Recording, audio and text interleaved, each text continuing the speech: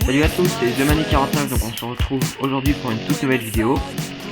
Je vais vous faire la review du Smith & Wesson MEP40, donc de chez Cybergun. Donc c'est un pistolet d'airsoft, une arme de poing, Spring, elle marche, elle est manuelle, elle marche avec un ressort, et non pas au gaz ou avec des cartouches de CO2, pardon.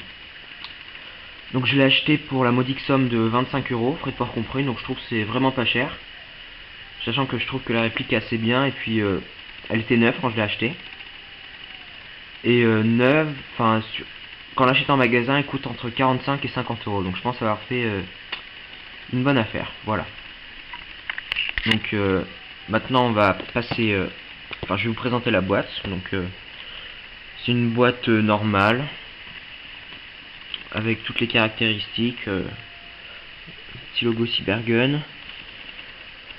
Voilà, donc c'est marque KWC, c'est repacté par Cybergun, voilà. Avec les caractéristiques, je sais pas si vous voyez très bien. Bref, c'est pas le plus important. Voilà, donc quand on ouvre la boîte, on tombe sur la notice. Donc la personne qui me l'a envoyé, je sais pas, peut-être qu'elle s'est trompée, mais j'ai reçu une notice qui était pas pour mon pistolet, parce que là on voit c'est Taurus PT99, bah c'est pas mon pistolet. Et là CO2, mon pistolet Spring est pas à CO2, donc je sais pas ce que ça fait là. Voilà, donc là pareil, comment mettre une cartouche de CO2, ça me concerne pas. Et là après on tombe directement sur le contenu de la boîte. Donc des billes, voilà, c'est de la 20 grammes. Le chargeur qui est aussi lourd que la réplique, si ce n'est plus lourd, pardon. Donc voilà, donc c'est assez compliqué de mettre les billes. C'est d'habitude dans les springs on peut descendre le ressort jusqu'en bas et ainsi insérer toutes les billes. Là il faut à chaque fois le pousser et mettre la bille au fur et à mesure si on n'a pas de bébé loader. Donc c'est assez embêtant, mais bon, on s'y fait très vite. Et voilà, donc, et le bouton sur le côté, c'est quand on a envie de vider toutes les billes, on le retourne et on appuie sur le bouton avec le ressort, toutes les billes sortent. Voilà. Et après, donc, la réplique. Voilà, donc ce que j'aime bien, c'est qu'il y a tous les marquages sur la réplique. Voilà, enfin il y a des beaux marquages. Voilà, logo Smith & Wesson, MEP40, Springfield, avec la marque KWC. Il y a même sur le manche, voilà, on voit bien le logo. Donc sinon c'est du plastique. La culasse est en ABS, donc on a l'impression que c'est du métal. C'est du plastique très solide. Voilà. Sinon, bah voilà, je vais vous présenter très vite fait. Donc là, c'est le bouton pour enlever. Attendez.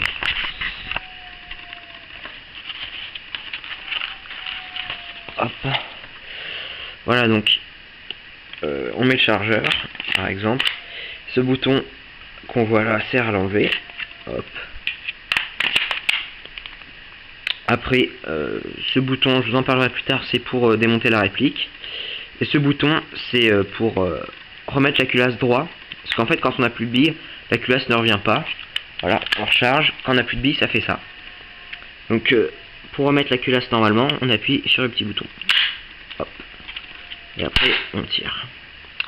Voilà, et ça, c'est la sécurité. Donc, vous voyez bien que là, hop, quand je mets la sécurité, je peux pas aller plus loin. Ah oui, j'ai oublié de dire aussi, il y a un petit rail assez sympa. Donc pour mettre une lampe, c'est assez sympa. Voilà. Donc maintenant je vais démonter la réplique pour vous montrer à peu près comment elle est faite. Donc j'arrive à caler ma caméra.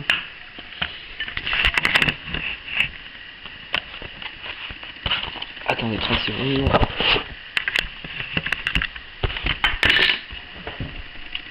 Voilà. Donc déjà, pour la démonter, rien de plus simple, c'est un système vraiment très facile, il suffit juste d'avoir une pince. Voilà. Donc vous prenez la réplique, vous comme si vous le chargiez, sauf que comme il n'y a pas de bille, la culasse va rester comme ça. Et là, si vous voyez bien au bout, on a un espèce de petit, je sais pas trop à quoi ça sert, mais ça empêche la réplique, ça empêche la culasse de partir. Donc on va l'enlever pour qu'on puisse l'enlever. On va enlever ça pour pouvoir enlever la culasse. Vous prenez la pince, hop, et voilà. Faut descendre vers le bas. Voilà, c'est pas compliqué. Voilà. Donc après, vous prenez ça, vous le tirez un peu vers vous pour le faire descendre. Voilà, comme ça. Après, quand il est descendu, vous le tirez. Et quand il est enlevé, vous remettez la culasse. Donc là, elle est chargée. Et maintenant, vous tirez. Et voilà. Rien de plus simple. Donc vous pouvez enlever le chargeur si vous pouvez enlever le chargeur si vous voulez. Hop. Voilà. Donc moi je m'y connais pas trop, enfin je m'y connais pas. Je vous montre juste l'intérieur pour que vous voyez à quoi ça ressemble. Voilà. Donc la culasse. Voilà. Et maintenant pour le remonter, donc hop, vous faites coulisser la culasse. Voilà. Vous remettez le petit truc là, le petit bitonio. Hop là. Maintenant, vous le remettez. Vous remettez le chargeur par exemple. Hop. Vous tirez la culasse. Et maintenant, vous remettez le petit truc. Donc là, pas besoin de pince. On le prend, on le met en place et on le met en place bien, voilà, et on appuie normalement.